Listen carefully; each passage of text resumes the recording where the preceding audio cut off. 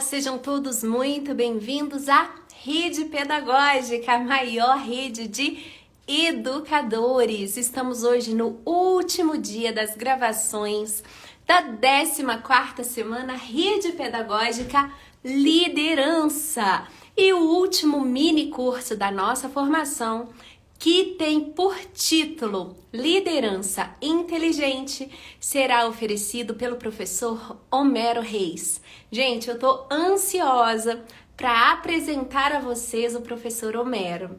E falo professor mesmo, porque apesar dele reunir vários outros títulos, o professor Homero foi meu professor. E eu vou contar essa história para vocês daqui a pouco. Eu já vou adicionar ele aqui na nossa transmissão para que vocês possam cumprimentar. Só encontram aqui na Rede Pedagógica. Seja bem-vindo, professor Homero Reis. Olá, Érica, tudo bem?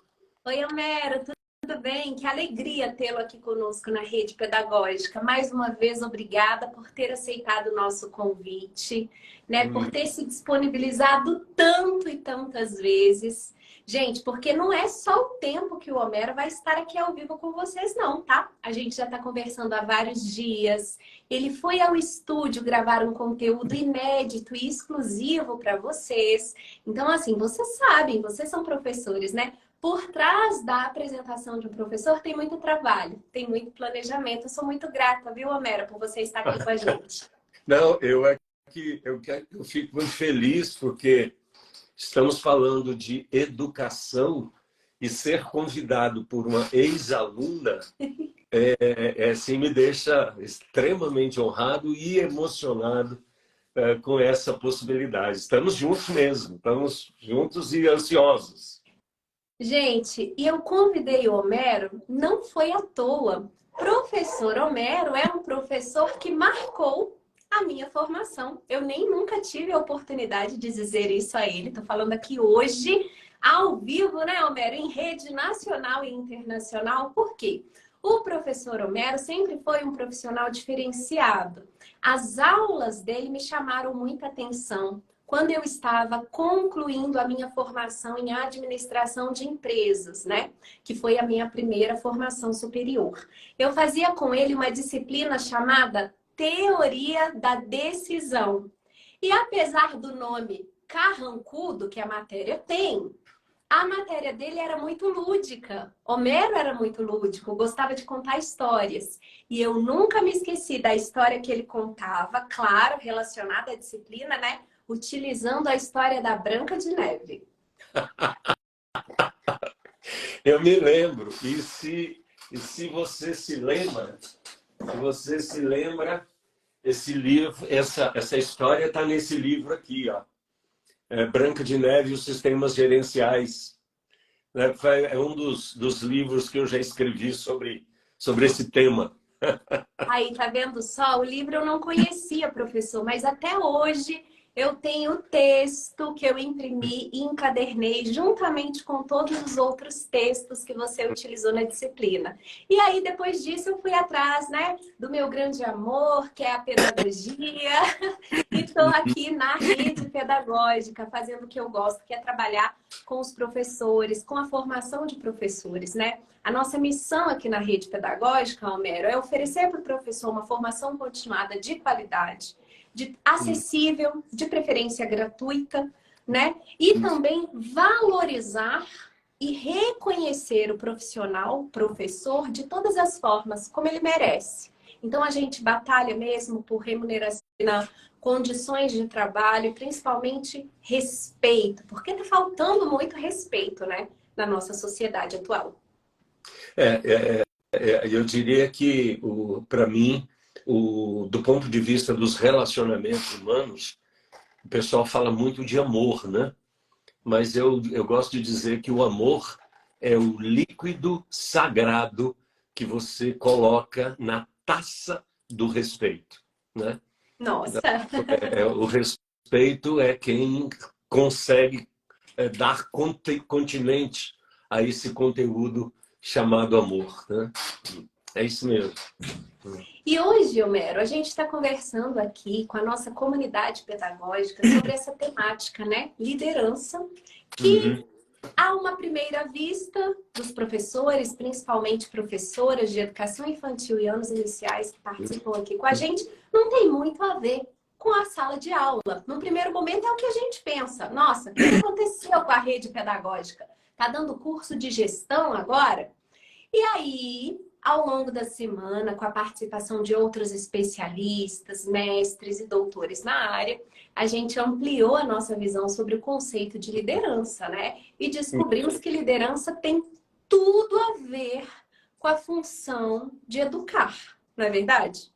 Sim, e eu diria assim, é fundamental a gente discernir uma questão na relação entre liderança e gestão, porque liderança é um fenômeno social, gestão é um fenômeno burocrático institucional, né? Então, quando você fala de gestão, você está falando de alguém que institucionalmente, do ponto de vista da burocracia, é uma pessoa que ocupa um cargo, tem uma posição que é organizada pela estrutura daquele instrumento social ao qual a pessoa pertence, né? Agora, o líder não. O líder é uma função social. O líder não é uma função institucional. E o nosso dia a dia faz com que a gente confunda, e eu escuto isso a todo momento, pessoas confundindo e usando esses dois temas, esses dois termos, perdão, liderança e gestão, como se fosse a mesma coisa. Por exemplo, o diretor de uma escola é uma função de gestão. O coordenador de uma área é uma função de gestão. Mas você pode ter um professor na escola que seja um líder e que não tenha nenhuma função de gestão, né? Eu uso muito isso para explicar para os meus alunos o seguinte: por exemplo, qual era o cargo, qual era a função que Mahatma Gandhi exercia? Nenhuma. Qual era mais comum na nossa realidade? Qual era o cargo de Jesus, por exemplo? Nenhum, né? Ele era um líder. Então, nesse sentido, todos nós desempenhamos funções sociais institucionalizadas. Aí, nesse sentido, o diretor, o coordenador, né, até mesmo o professor exercem funções burocrático-institucionais. Mas a função, mas a atuação como líder é uma atuação social. É preciso que esse líder, esse pretenso líder, acima de tudo, seja reconhecido como alguém inspirador, alguém cujo modelo as pessoas desejam seguir. E, nesse sentido, nem todos os professores são líderes, mas todos os líderes são professores. E essa não é uma relação bionívoca, né? Eu posso ser um professor altamente habilitado nas minhas competências cognitivas, nas minhas capacidades informacionais. Eu posso ser isso. E o aluno assiste a minha aula do ponto de vista instrumental.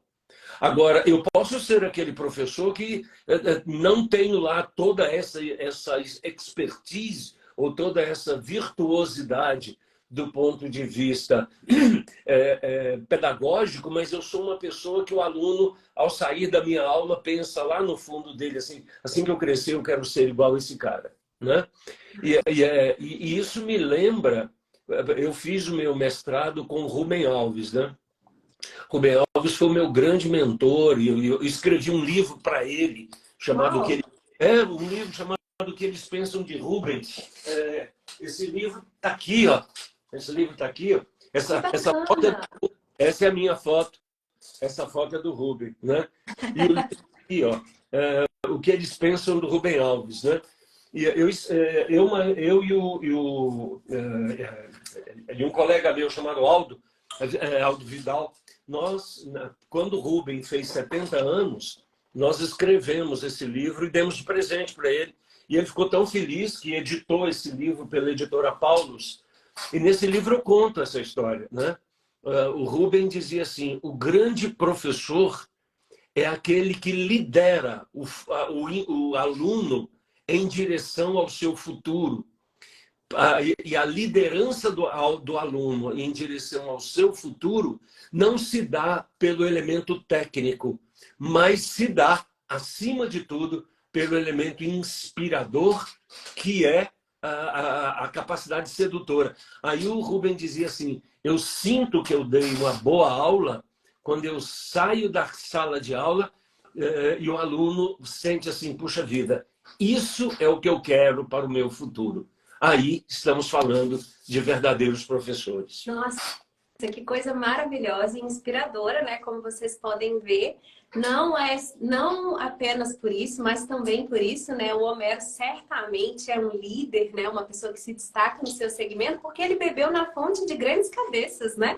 Como ele está falando ali, ó, esteve muito próximo de Rubem Alves, né? Que realmente trouxe muitos ensinamentos para nós que somos da educação. E eu gostei muito da sua frase, professor, né? Nem todo professor é líder, mas certamente todo líder é professor. E aí, será que nós podemos inferir dessa sua assertiva que aqueles professores que nunca são esquecidos, eles são líderes no seu segmento? Veja, existem, o que você está trazendo agora é uma possibilidade de mensuração disso, né? E a gente precisa ter essas ferramentas para poder estudar o fenômeno. Quando eu comecei a fazer a minha pesquisa sobre inteligência dos relacionamentos, que é a minha área de concentração há 40 anos, né? Uma das coisas que eu comecei a perguntar para os meus entrevistados era assim, de quem que você lembra na sua história acadêmica? E aí as pessoas ficavam assustadas e diziam, eu me lembro de fulano, ciclano, etc. Por exemplo, você sabe disso tanto quanto eu tive centenas de professores ao longo da minha vida, mas eu me lembro de 3 ou 4.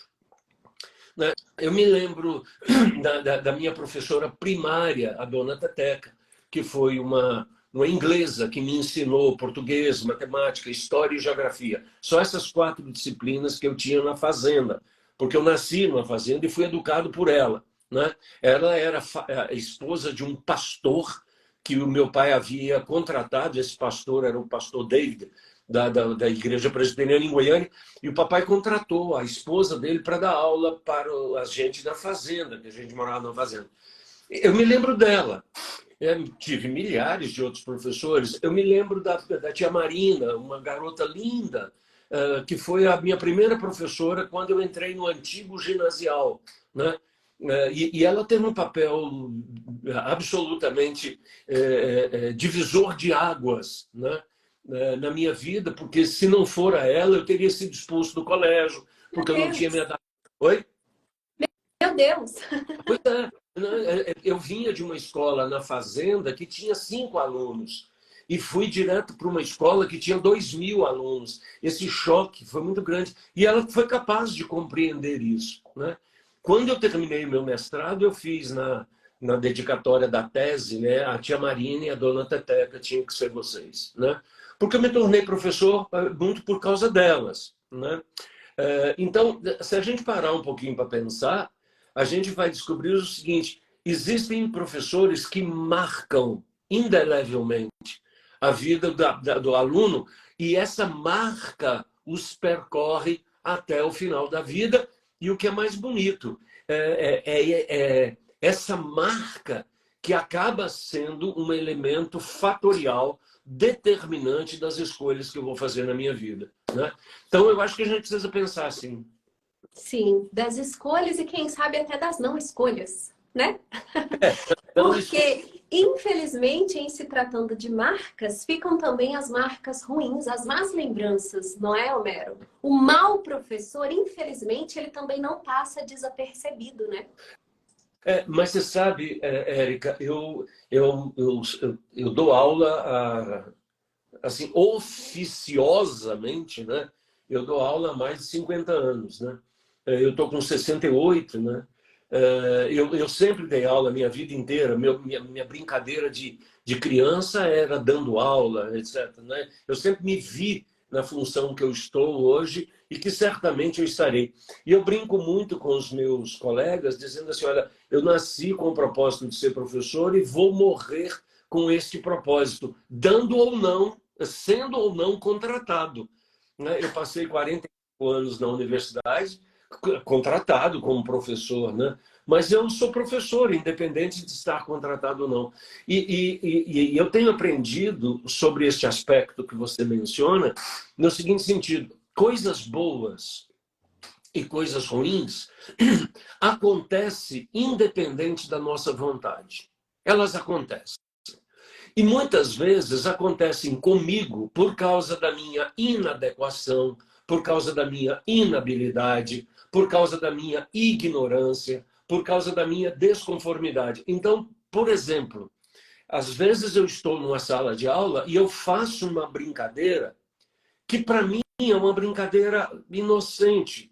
E eu acabo ofendendo uma pessoa e essa pessoa fica com a marca daquela brincadeira absolutamente despropositada que eu fiz. Mas todo mundo está sujeito a isso? Sim. Mas o que faz diferença não é a sua capacidade de não errar, mas a sua capacidade de restaurar. Então, quando eu erro e tenho consciência, e alguém me cutuca e eu tomo consciência do erro, esse é o momento de eu voltar, me reconciliar, me reagrupar, pedir desculpa, pedir perdão, me ofertar. Porque, veja, eu tenho percebido de que a gente não erra por maldade. Existem os erros por maldade, mas isso faz parte de uma exceção. Né?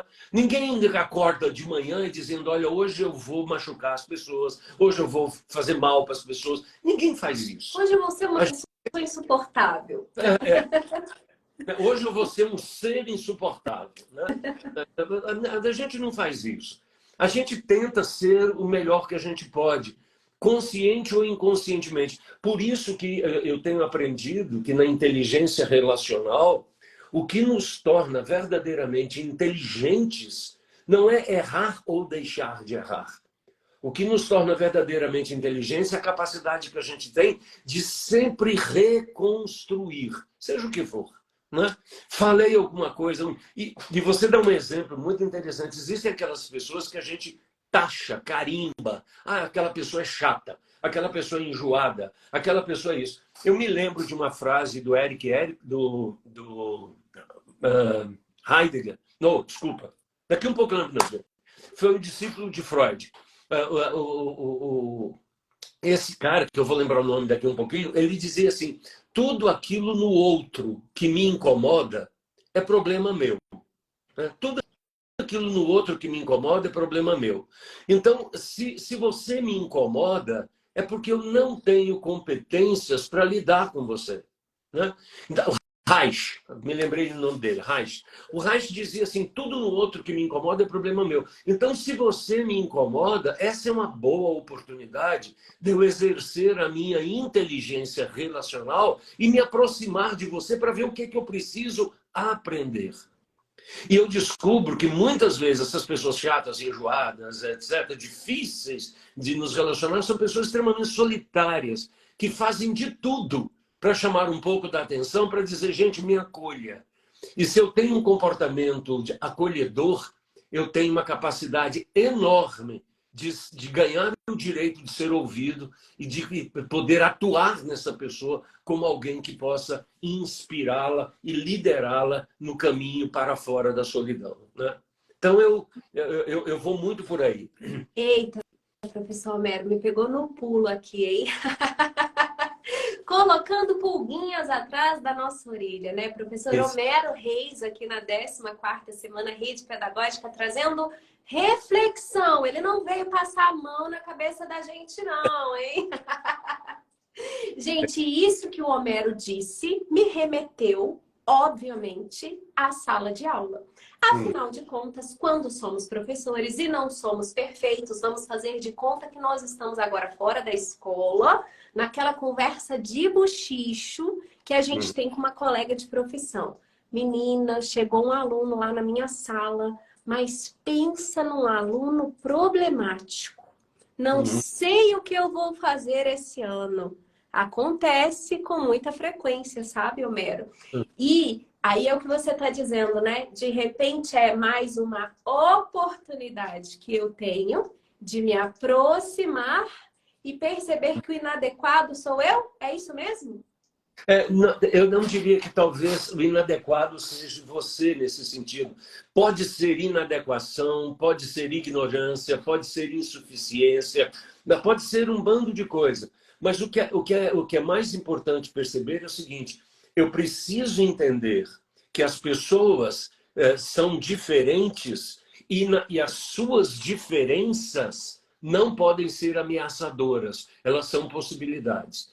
Então, eu não posso me sentir ameaçado pelo fato de você pensar, agir e atuar diferentemente de mim. Isso pode ser um espaço para a gente construir uma terceira via ou construir a aprendizagem. Deixa eu te contar uma história. Uma história não, um fato. Um tempo atrás desse aí, semelhantemente ao que você acabou de dizer, eu estava na sala de aula, na sala dos professores com alguns colegas, e um colega chegou na sala de aula assim, esbaforido, né?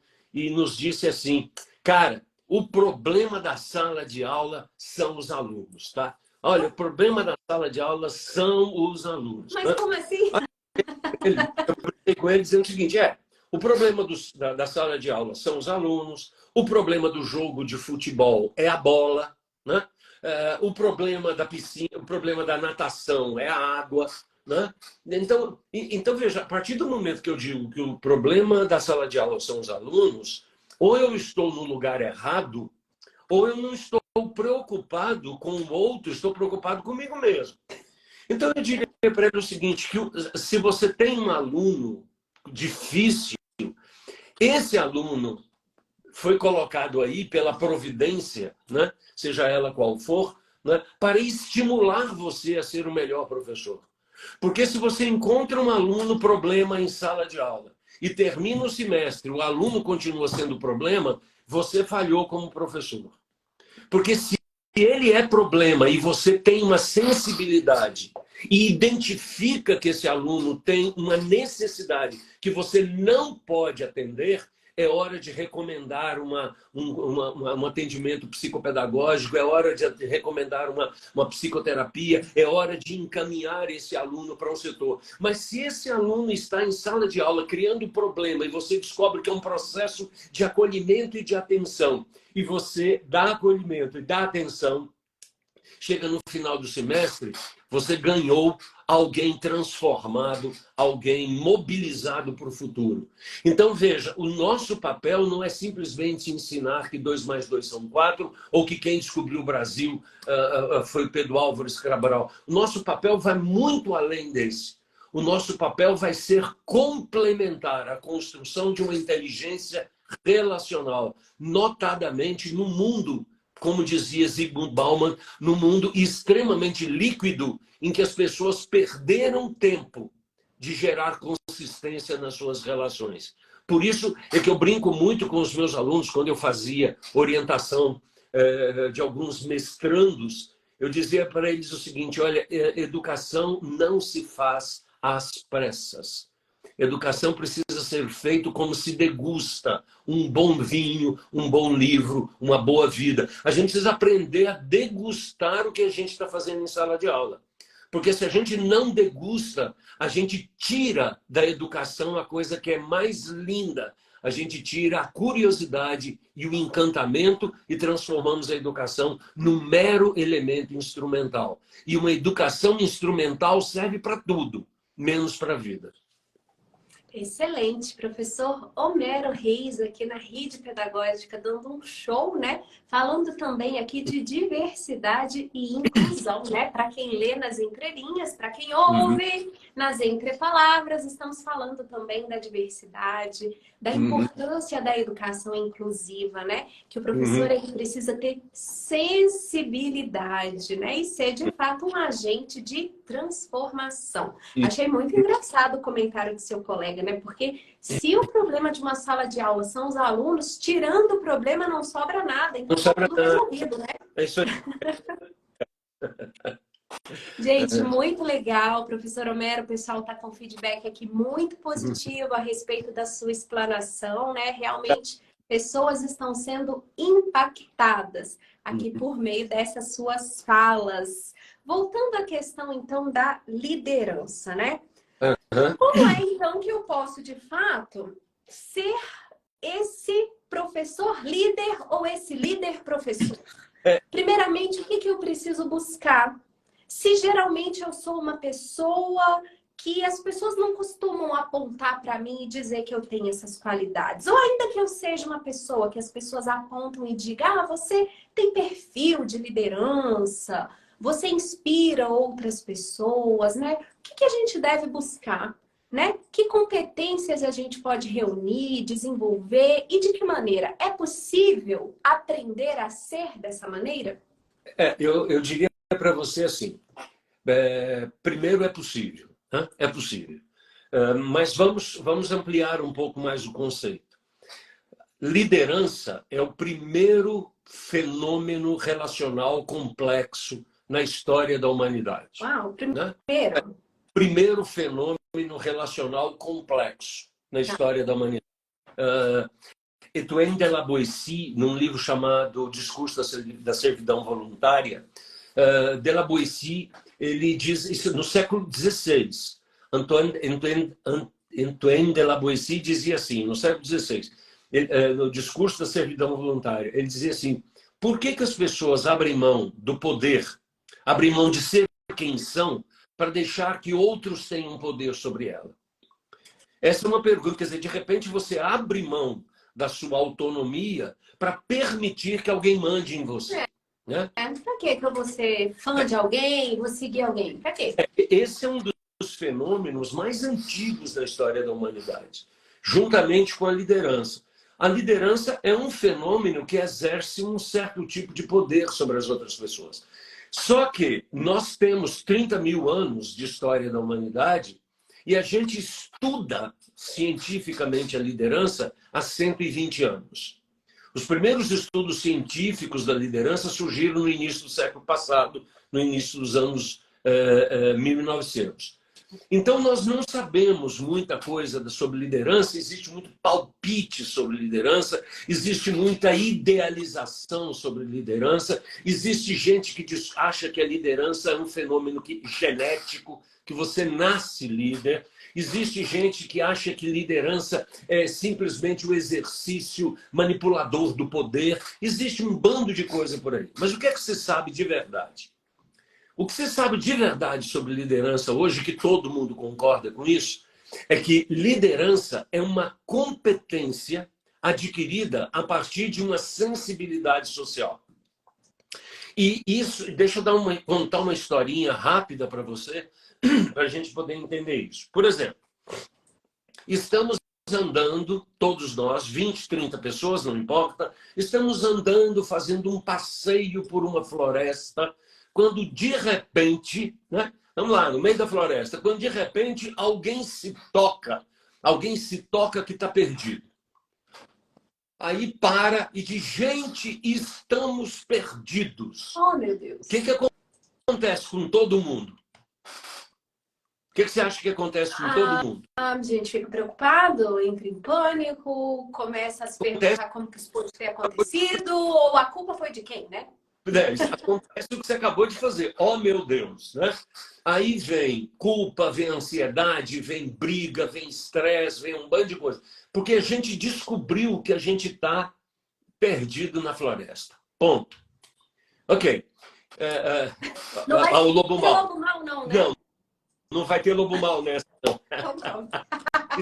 Então, veja você. A gente descobre que a gente está perdido na floresta. O que gerou? Gerou ansiedade, gerou conflito, gerou um bando de coisa. No meio daquele caos,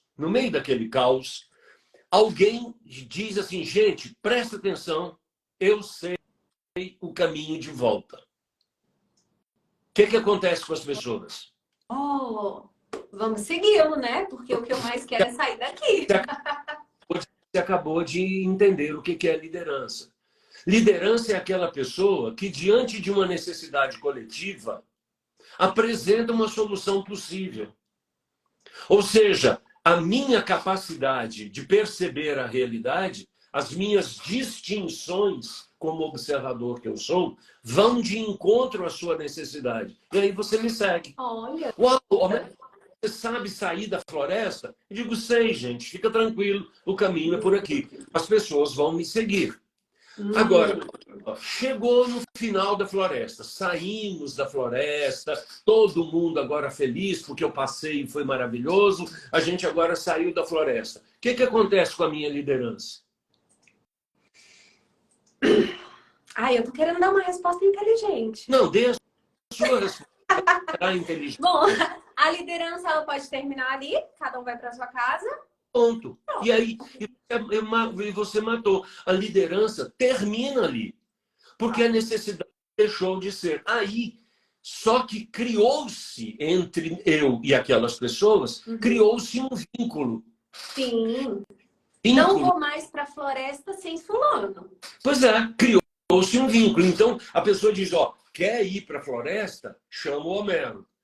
Isso estabelece. Mas eu posso agora, consciente dessa situação, eu posso agora, em vez de esperar que fiquemos perdidos na floresta, que as pessoas entrem em estresse, em vez disso tudo, eu posso agora chegar para as pessoas e dizer o seguinte, gente, amanhã nós vamos fazer um passeio na floresta e se vocês ficarem preocupados, fiquem tranquilos, porque eu sei sair da floresta. O que eu fiz? Eu gerei um fato novo.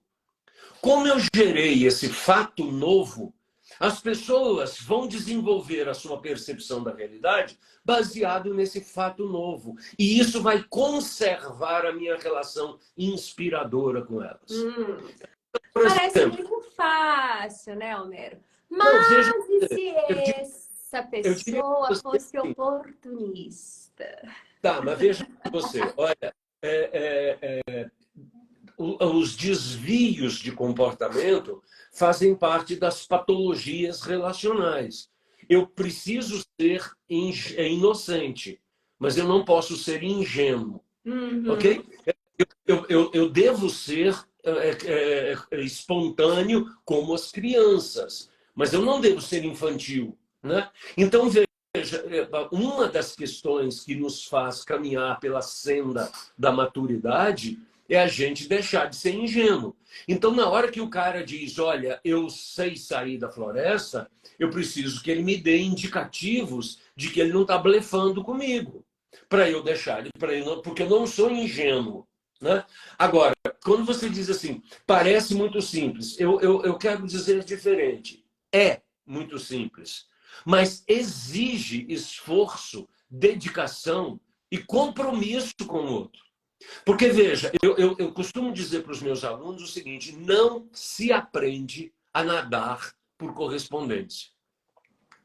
Sabe? Não se aprende a nadar por correspondência. Você quer aprender a nadar? Vai para a piscina. Porque você precisa estar transformando conexões, processos conectivos, cognitivos em aplicações reais na vida que as pessoas vivem. Por exemplo, uma coisa é você ensinar atrito do ponto de vista teórico na física, né? Você ensinar atrito. Agora, outra coisa é você mostrar o desgaste de um pneu, se o aluno é interessado em automobilismo. Uma coisa é você mostrar o desgaste de uma peça a partir da utilização de uma lixa ou de qualquer coisa que o valha. Ou seja, num primeiro momento, eu preciso conectar o indivíduo com a instrumentalidade do conhecimento para que ele jamais perca o que é fundamental na nossa vida. É a curiosidade para responder como é que as coisas funcionam e como é que as coisas são. Porque, veja, essa pergunta, como é que as coisas funcionam, É a pergunta que nasceu com a humanidade. Num dado momento da história da humanidade, a gente olhou para o céu e perguntou assim, peraí, desde quando esse troço existe? Porque quando eu nasci já estava aí. Quando as pessoas morrem, esse troço continua aí. E o homem começou a investigar de onde ele veio, para onde ele vai e o que ele está fazendo aqui. Essas três perguntas, de onde eu vim, para onde eu vou e o que eu estou fazendo aqui, instrumentalizam todo o conhecimento e toda a filosofia. Tudo nasceu dessas três perguntas. Agora, quando eu pego um menino e trago ele para a sala de aula, ele vem com essa explosão de curiosidade, com essa explosão de encantamento. Aí o que eu faço? Eu formo. Eu boto esse menino dentro da forma. E botar esse menino dentro da forma é dizer para ele, ó, você não pode pensar fora da caixinha. Então, veja, nós estamos num momento na nossa história em que o processo de liderança ele é muito mais um estímulo disruptivo à desobediência inteligente do que propriamente a condução de pessoas para qualquer lugar. Porque um dos princípios da inteligência relacional é a desobediência.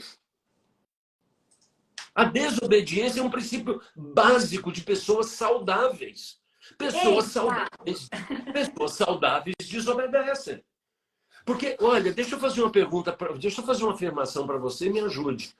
Se nós nunca tivéssemos desobedecido, nós estávamos nas cavernas até hoje. É verdade. Alguém disse assim, se Deus quisesse que os homens voassem, teria dado asas a ele. Aí um homem bota a mão na cabeça e diz assim, não sei não, acho que eu vou arriscar. E inventa o avião. Se Deus quisesse que respirássemos debaixo d'água, teria nos dado guelras. E aí eu coço a cabeça e diz assim, sei não, acho que eu vou inventar o escafandro. Então, veja, a gente inventou o que inventou porque a gente desobedeceu a regra que foi estabelecida. Agora, e veja, eu não estou falando da desobediência perniciosa. Eu estou falando da desobediência que mantém o encantamento. E uma das coisas que a gente perde na escola é a curiosidade. Tem razão. Então, A gente começa a se acomodar, se conformar, né? E começa a entrar no esquema, né? Todo mundo no seu quadrado. Aí você forma a pessoa. Aí você dá um diploma para ela e diz, você está dentro da forma. Mas o que é que a gente espera que as pessoas aconteçam? Que elas mantenham um nível de curiosidade. Que elas mantenham um nível de encantamento. E para isso, elas precisam ter alguém que as autorize a fazer isso. Então, muitas vezes um aluno chega para mim e diz, professor, isso, assim, assim, assim. Eu digo, cara, não sei. O que é que você propõe? Vamos tentar. Ah, mas pode dar errado. Eu digo, e se der errado, o que vai acontecer? Nada. Deu errado. E a gente começa de novo. É isso que faz com que a gente cresça na vida e nunca perca a capacidade instrumental de inspirar as pessoas, de fazer com que elas sejam capazes de correr atrás dos impossíveis. Porque o difícil a gente faz a qualquer momento. Os impossíveis requerem pessoas inovadoras, pessoas dispostas a enfrentar os mares bravios, pessoas dispostas a enfrentar os mitos e as turbulências do fim de mundo. Me inspira muito a viagem de Colombo, quando ele veio e acabou descobrindo a América. Olha que loucura. Imagina, é muito doido mesmo. Todo mundo acreditava que a Terra era plana e que terminava no abismo. Tem alguns doidos que ainda pensam. Mas naquela época o pessoal pensava que a Terra era plana e acabava no abismo.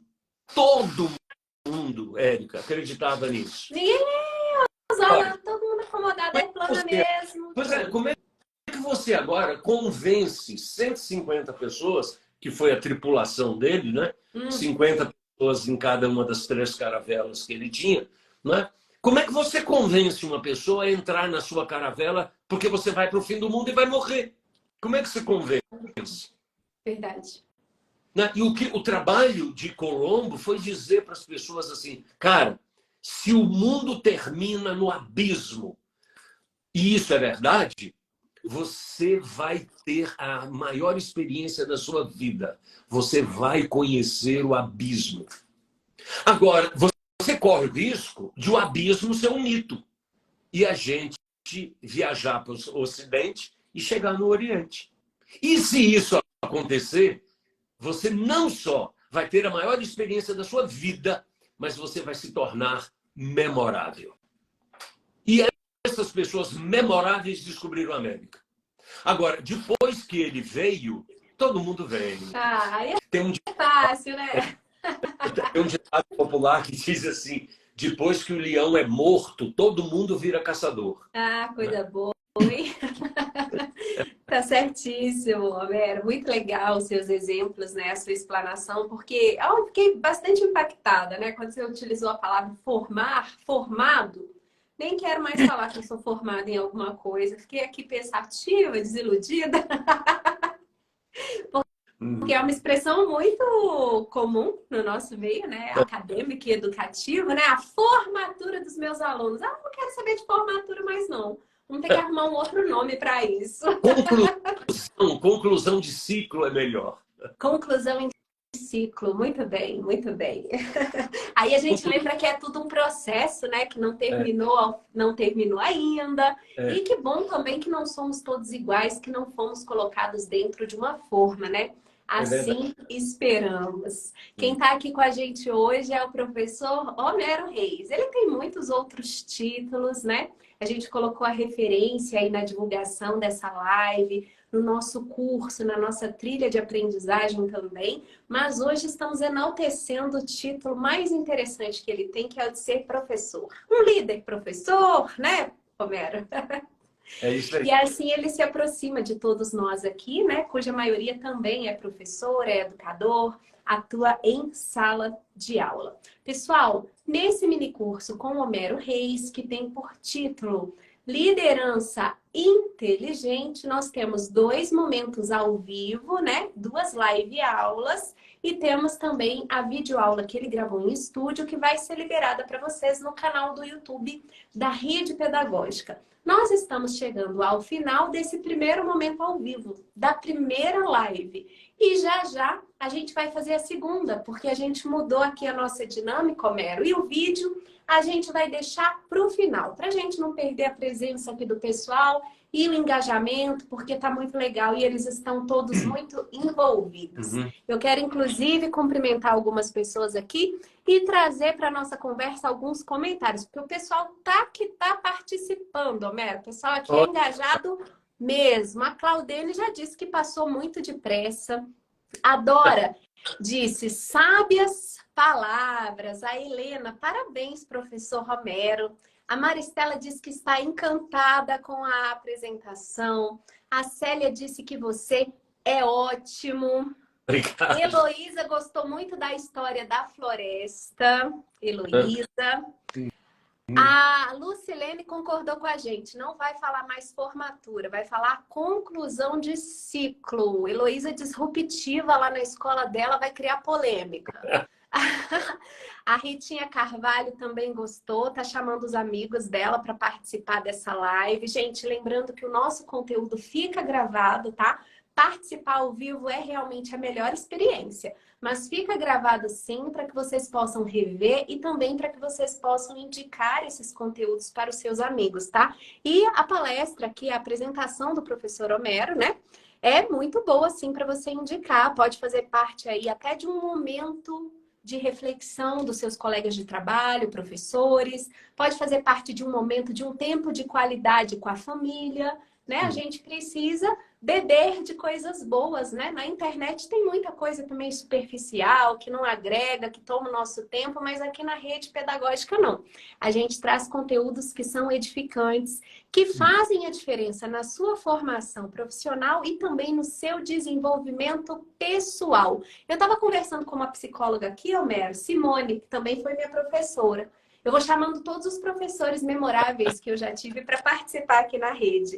E ela Legal. disse que gosta mais de usar a palavra desenvolvimento humano. Você que é um estudioso aí das relações, como que você trata esse conceito, né? Desenvolvimento pessoal, desenvolvimento humano ou de outra maneira?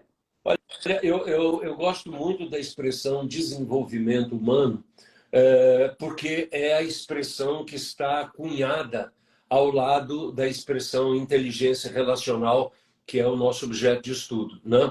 Ah, A inteligência relacional parte do pressuposto de que você tem um desenvolvimento humano. Por quê? Por um conceito importantíssimo. O que nasce da barriga da mulher é a reprodução biológica da espécie. Né? tá. O que nasce da barriga da mulher é a reprodução biológica da espécie. É a espécie se reproduzindo. Mas o que nos faz seres humanos são os nossos relacionamentos. Né? O relacionamento humano é que forma o ser humano. Né? Então, por exemplo, uma criança quando nasce, se você coloca essa criança na comunidade dos chimpanzés, ela vai, conquanto tenha o DNA humano, ela vai se transformar num chimpanzé. Se você pega uma criança que nasceu nos Estados Unidos e coloca essa criança no meio de uma comunidade campesina no interior do México, ela vai ser aquilo que ela está lá. Então, o desenvolvimento humano é a capacidade que a gente tem de tirar aquilo que nos envolve para percebermos a realidade e construirmos essa realidade a partir dos estímulos que nos são dados por nós mesmos, né? Pela comunidade humana. É por isso que eu diria que desenvolvimento humano é uma palavra bastante adequada para o processo educacional. Ou seja, a educação visa desenvolver pessoas em todos os seus matizes para que elas sejam aquilo que potencialmente são capazes de ser. Né? E isso é interessante, e nesse sentido a gente precisa repensar a escola em tempos modernos, porque veja você, a palavra lar, você sabe o que significa a palavra lar? Não, professor, não sei. Significa fogo. Fogo? Fogo. Mas, gente. Lareira. Lareira é a casa. Por isso, Muito bem. por que a gente usa a palavra lar para falar desse espaço acolhedor, carinhoso, gostoso? Faz todo sentido, é quentinho, é aconchegante. Porque os povos antigos viviam em torno do fogo. Muito bem. Então, viviam em torno do lar. Então, em torno do fogo, tinha jovem, tinha adulto, tinha criança, tinha bebê, tinha velho, tinha todo mundo vivendo seus dramas em torno do fogo. E os dramas vividos comunitariamente eram solucionados comunitariamente. Então, quando você pensa na escola hoje, a gente precisa entender isso como sendo alguma coisa fora do ciclo industrial da linha de montagem, como denunciou Charlie Chaplin em 1945, naquele filme Tempos Modernos, né? O que nós precisamos fazer é que, independente da tecnologia que vamos utilizar sempre, é trazer para a sala de aula de novo o conceito de lar. O conceito de que não existe nada proibido, não existe nada obrigado, tudo é permitido e a construção da permissão se dá pelo equilíbrio da ética e da relação social. Então eu preciso entender como eu faço isso dentro de um projeto de construção de seres humanos melhores.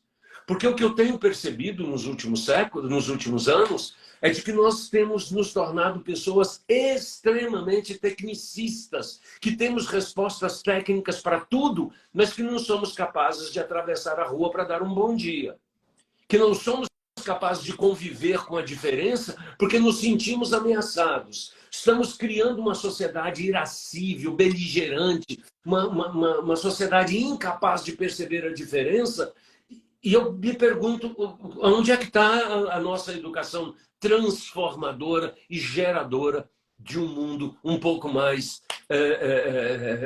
acolhedor e capaz de enfrentar o futuro que nós ainda não sabemos quais sejam. Agora, olha que absurdo, né?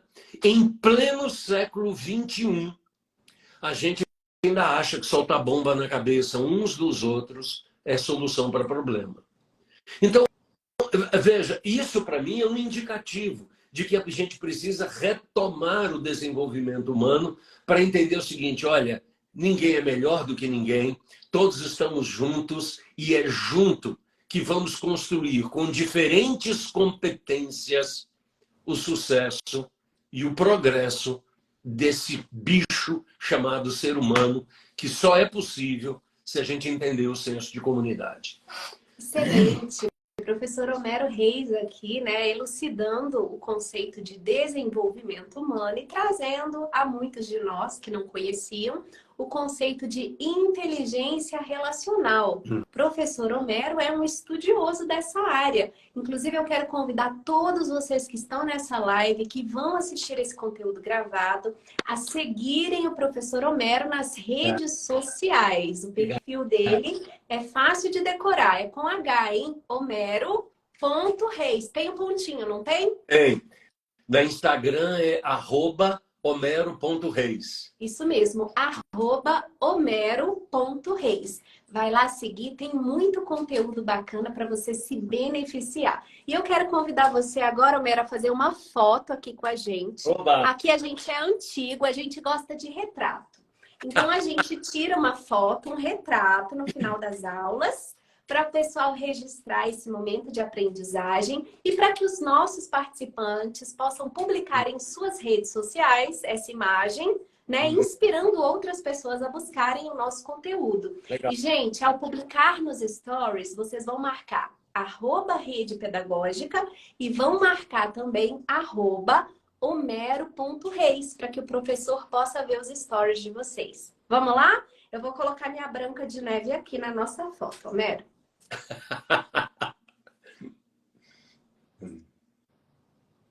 Pronto! Fotinho tirada, retrato tirado. Você vai ver que muita gente vai te marcar e vai te seguir também nas redes sociais. Eu gostaria de lhe pedir a gentileza, né? Tô pedindo ao vivo, que é para você não falar não.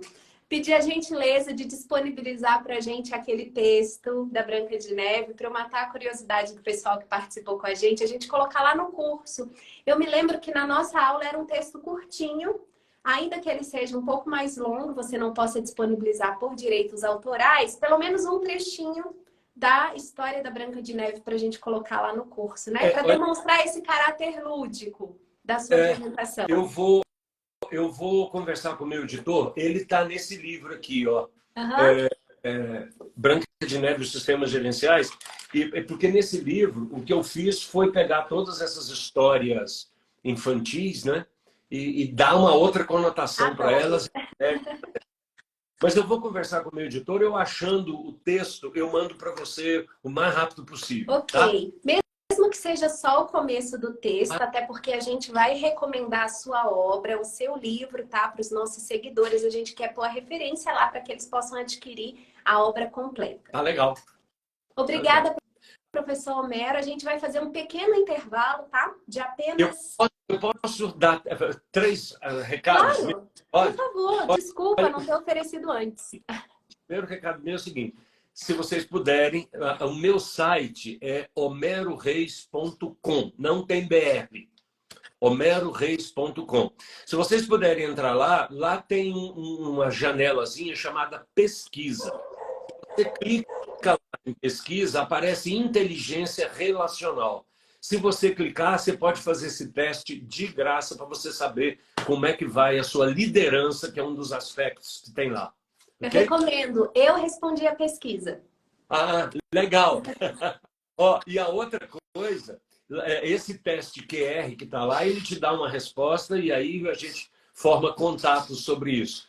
E a outra coisa, olha só que interessante. Amanhã estava programado, amanhã às 20 horas, eu vou fazer uma live, continua sendo @homero.reis, eu vou fazer uma live amanhã com um tema chamado Educação Inteligente. Essa live estava programada para amanhã, às 20 horas, E eu fiquei ultra feliz porque a gente acabou discutindo sobre liderança, mas falando sobre educação. Então, amanhã, às 20 horas, no Instagram, @homero.reis, Educação Inteligente. Eram os Muito meus recados. obrigada. Ótimo, professor. Excelente. Pessoal, Obrigado. então o nosso intervalo vai ser curtinho. O vídeo não vai ser liberado agora, ok? Só ao final das lives de hoje. A gente vai fazer um pequeno intervalo, tá? São apenas 10 minutinhos. Vocês bebem uma água e voltam para o segundo momento ao vivo com o Homero Reis. E eu quero que vocês tragam perguntas, provocações para esquentar a cabeça do Homero, tá?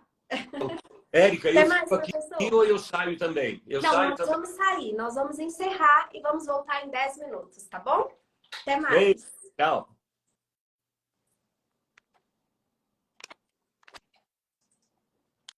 Pessoal, quem participou com a gente aqui foi o Homero Reis, né? Que coisa boa, que riqueza de conteúdo que ele trouxe para a gente hoje. Nós conversamos sobre liderança inteligente, né? E entremeadas a esse assunto, muitas ideias surgiram, né? Ideias que se relacionam à nossa prática diária enquanto professores, enquanto educadores. Eu tenho certeza que quem participou gostou, porque eu não vi nenhum feedback negativo aqui nos comentários. Quem chegou depois pode assistir esse conteúdo desde o começo, porque ele vai ficar gravado aqui no Instagram da rede e já já estará disponível no YouTube, no canal da Rede Pedagógica no YouTube, tá? Inscreva-se no canal, ative as notificações, deixa seu like, o seu comentário no vídeo dessa live. Nós vamos fazer um pequeno intervalo de 10 minutos e retornaremos ao vivo no Instagram e no Facebook da rede, às 20h30, para a segunda live aula com o professor Homero Reis. Tá imperdível esse conteúdo, a gente tem um encontro marcado. Até daqui a pouco.